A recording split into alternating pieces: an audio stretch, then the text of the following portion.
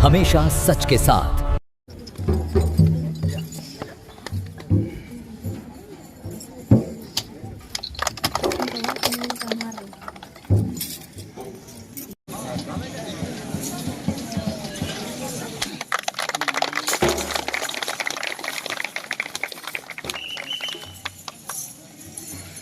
Academy मध्ये असलं कोण आहे की अकॅडमी मध्ये शिवाजी कोण आहे किमान 500 मुलं पोलीस झाले पाहिजे.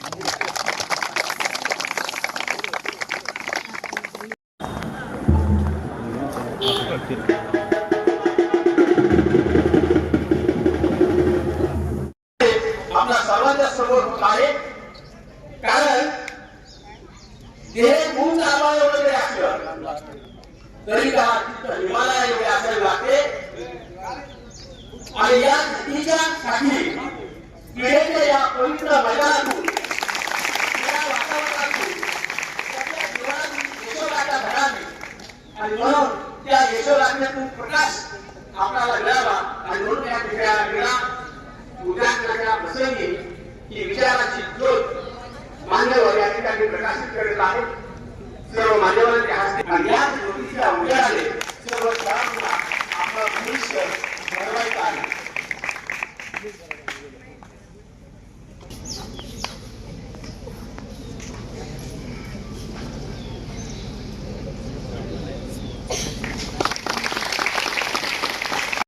आज तुम्हाला सिलेबस मध्ये जो विषय शिकवला जात नाही पण त्याने या ठिकाणी आता सगळ्यांचं आयुष्य चेंज होणार आहे. तो विषय म्हणजे AI, आर्टिफिशियल इंटेलिजन्स, कृत्रिम बुद्धिमत्ता. आज याने काय करता येतं? फोटो बनवता येतात, व्हिडिओ बनवता येतात. प्रत्येकाला या ठिकाणी शिक्षकाला मदत केलं जातं, वकिलाला मदत होते, डॉक्टरला मदत होते, विद्यार्थ्यांना मदत होते. आणि जो पुढच्या काळामध्ये या AI मुळे खूप सारा बदल झालेला असेल परंतु माणसाला रिप्लेस कधीच करता येणार नाही. AI ने कितीही क्रांती केली, AI ने कितीही प्रगती केली तरी या ठिकाणी तुम्हाला माणूस रिप्लेस करता येणार नाही. फक्त तिला काय केलं जाईल की जो आताचा माणूस आहे, जो आताच्या पदावरती आहे, ज्याला AI चा वापर करता येत नाही त्याच्या जागेवर फक्त AI चा वापर करणारे विद्यार्थी या ठिकाणी होणार आहे. म्हणून मित्रांनो या वयामध्ये ठरवा, या वयामध्ये प्रचंड ताकद असते वाहत जाणाऱ्या नदीच्या पाण्यासारखी. हे जर का नदीचं पाणी वाहत गेलं तर या ठिकाणी जातं समुद्राला मिळतो आणि ते खारं होतं, त्याचा कुठला उपयोग होत नाही. पण याच पाण्याला जर का योग्य ठिकाणी अडवलं, याच पाण्याला जर का योग्य दिशा दिली तर याच पाण्यापासून सोन्यामध्ये गती घेतं. तुमच्या तरुण वयातील ऊर्जेतून सुद्धा असं ते तुमच्या या ऊर्जेला योग्य ठिकाणी अडवलं, योग्य दिशा दिली तर तुमच्या सुद्धा जीवनाचं सोय झाल्याशिवाय राहणार नाही. म्हणून या वयात आपण स्वप्न पाहायचं शिकलं पाहिजे. या वयात आपण ध्येय ठरवलं पाहिजे. आपण स्वप्न पाहतो ना, आपण कोणते स्वप्न पाहतो? काही स्वप्नामध्ये माझा सजना माझी पोटीच घेऊन गेला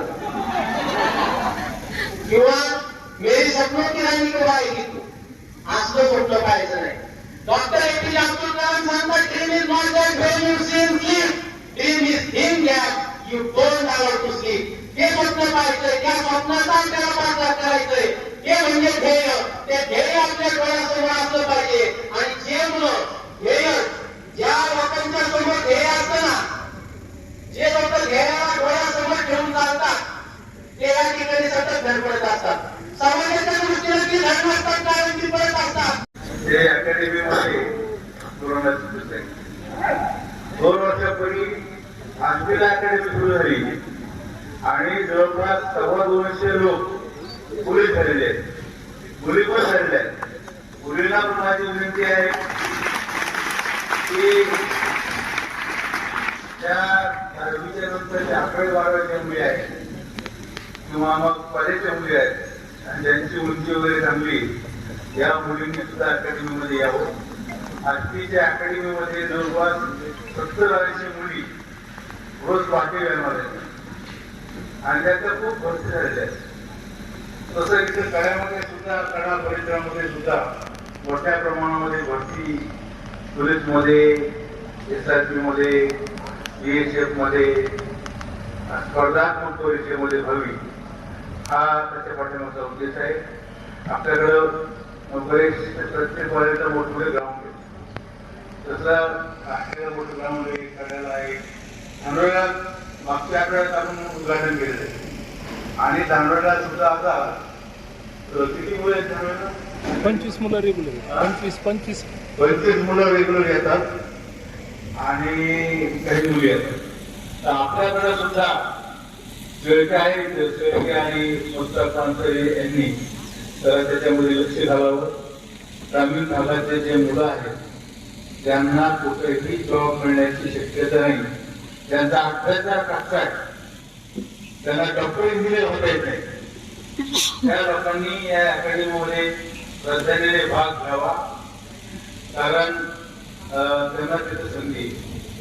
कडा आपल्या महाविद्यालयाच्या परिसरामध्ये नव्याने एक पॉलिटेक्निक कॉलेज सुरू झालेलं आहे आणि आणखी येत्या काही दिवसामध्ये 2-4 कॉलेज आपण नव्याने या ठिकाणी सुरू करतो, जेणेकरून करू लोकांना त्याचा खूप फायदा होईल, मुलांना होईल, मुलीला होईल. आणि मुलींना सुद्धा माझी विनंती, पालकांना जर लग्न करावे तर त्यांना सांगायचं सांगा, कारण आजकाल आपल्याकडे ग्रामीण भागात असेल मॅट्रिक मुलगी झाली की घरचे लोक चोरी करायला सुरुवात करतात. अर्थात मुलीचा दुर्मिळ झालेला आहे, मुलांना मुली मिळत नाही. ज्या मुलांचे लग्न मुलीमुळे होऊन राहिले त्यांना जर अकॅडमीमध्ये थांबा